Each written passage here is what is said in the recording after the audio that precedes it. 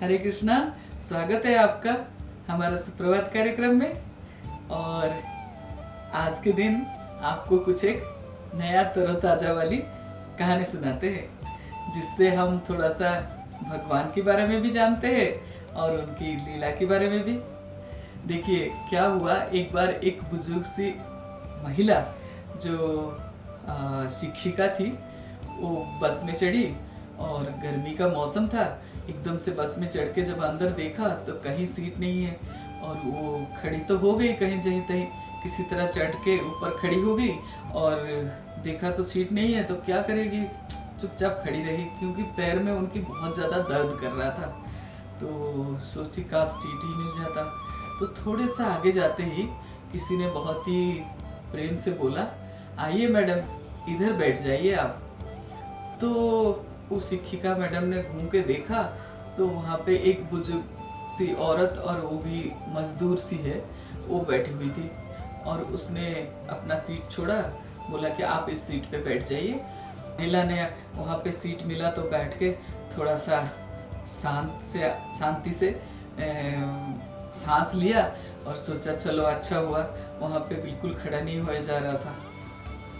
तो क्या हुआ, थोड़ा और आगे गए तो वो महिला जो है,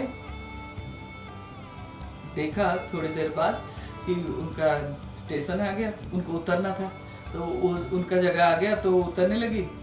तो ये जो मजदूर सी महिला थी, इसने कहा एक बुजुर्ग इंसान को कि बाबूजी आप आके बैठ जाइए, ये सीट खाली हो रहा है। तो उसने उस सीट पे एक बुजुर्ग इंसान को बिठा दिया। थोड़ा आगे जाके वो भी उतर गए। तो उसने क्या किया, देखा एक महिला जो है अपनी बच्चे को लेके संभाल ही नहीं पा रही है, उधर से बस में खड़ी है, इधर से बच्चा भी संभाल रही है, वो खड़े ही नहीं जा रहा है। तो एकदम से आवाज़ दी कि आप बच्चे को लेके यहाँ आ जाइए, इस सीट पे बैठ जाइए। तो फिर वो महिला को बिठा दी। तो थोड़ी देर बाद जब बस में बहुत ही कम लोग रह गए थे, खाली ही था बस, समझ लो खाली ही हो गया था, बहुत लोग उतर भी गए थे, तो वो महिला आके फिर सीट में बैठी। तो उसकी बगल वाली सीट में जो बैठी हुई थी एक और महिला, उन्होंने पूछा कि काफ़ी देर से मैं देख रही हूँ, जब से तुम बस में किसी न किसी को आते हुए देखते हो, उनको खड़े होते देखते हो, फिर अपनी सीट पे बिठा रहे हो, लेकिन खुद नहीं बैठ रहे हो और एक के बाद एक को बिठाए जा रहे हो। इसका क्या मतलब है, जब खाली हो रहा है तो खुद ही बैठ जाते तुम। तो महिला बोली, देखिए माता जी, ऐसा है कि हम बहुत गरीब लोग हैं, हमारे पास कोई धन दौलत नहीं है कि हम कोई सेवा वाली काम करें, और कहीं पर भी सेवा करने के लिए जो धन का दान देना होता है वो हम नहीं दे पाते हैं। तो हम ऐसे ही करते हैं, जैसे रास्ते से कुछ पत्थर उठा लिए, साइड में फेंक दिए ताकि किसी के पैर में ना लगे, और कहीं पर जो है जैसे पानी पिला दिए किसी को, अगर कोई प्यासे हैं तो उनको पानी पिला दिए, और कभी नहीं कर पाते हैं तो ऐसे ही अपनी सीट पे किसी और को बिठा दिए ताकि वो उनकी मदद हो जाए। तो हमारे पास पैसे नहीं है, लेकिन हम जो बिना पैसे के मदद हो सकता है वो करते हैं ताकि हमारा सेवा भी बनी रहे। तो वो जो साथ में बैठी थी महिला, वो तो बिल्कुल आश्चर्य हो गई। कहती है इतनी सी गरीब दिखने वाली मजदूर सी महिला है और इसके अंदर इतना भाव है। देखो, लोगों को मदद करने की भाव, लोगों की सेवा करने की भाव उसके अंदर है, और उसके पास धन नहीं है, लेकिन फिर भी वो सेवा करना चाहती है और करती है। करना चाहती भी नहीं है, करती है। तो देखिए, बहुत बड़ी बात नहीं है कि कोई बहुत बड़े धनवान है और सेवा कर रहे हैं और लंगर दे रहे हैं जी, ये दे रहे हैं जी, वो दे रहे हैं जी। देख, सेवा का भाव सबके अंदर होता है, और जीव मात्र के सेवा का भाव होता है उसके अंदर, लेकिन करता कितने लोग हैं, आपकी मन कितना अच्छा है, आपका भाव कितना स्वच्छ है, वो भी तो मायने रखता है ना। अगर पैसे है तो वो सेवा ही कर लेगा, दान ही कर लेगा, ऐसे कुछ नहीं है प्रभु जी। और आप एक बात तो अच्छे से समझ लिए होंगे कि पैसा होना या धन होना कोई बड़ी बात नहीं है। और भगवान के लिए तो सब एक जैसे है। भगवान के लिए कोई बड़ा छोटा नहीं होता है। और भगवान के लिए तो मेन बात ये है कि भगवान कभी ये नहीं देखते हैं कि ये मुझे प्रेम कर रहा है कि ये मुझे गाली दे रहा है। उनके लिए सब एक जैसे है। तो इसीलिए, लेकिन हम जो जीव है हम उनके अंश है।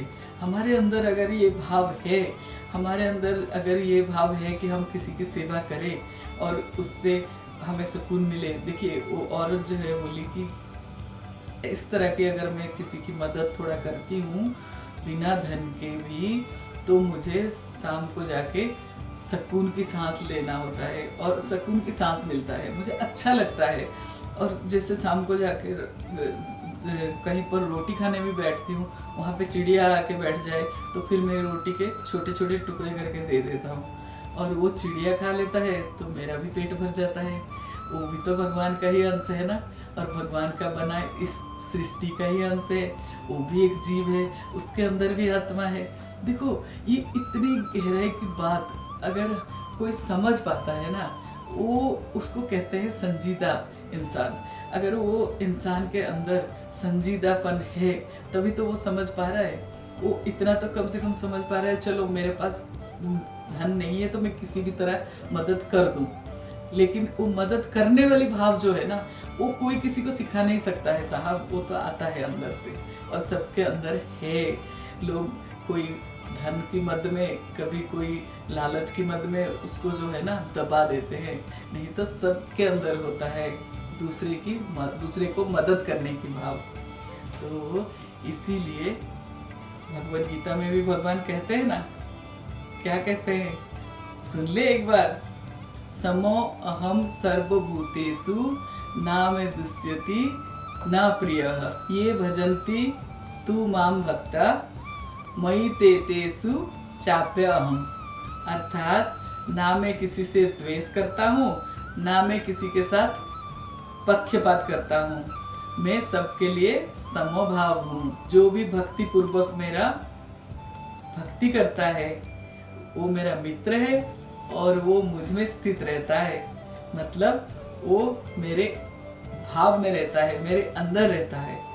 तो भगवान कहते हैं ना, देखो सबके लिए भगवान समभाव रहते हैं, लेकिन हमें तो अपना कर्तव्य करना चाहिए ना। अगर हम किसी की मदद करेंगे, भगवान की भक्ति ही तो है, सब भगवान की ही तो अंश है, तो किसी की मदद करके भी हम भगवान की भक्ति ही करते हैं। तो इसीलिए आपका दिन भी शुभ हो और मंगलमय हो और डेली किसी न किसी की मदद करने की सोचिए, तो इस तरह से आप भगवान की भक्ति ही कर रहे हैं।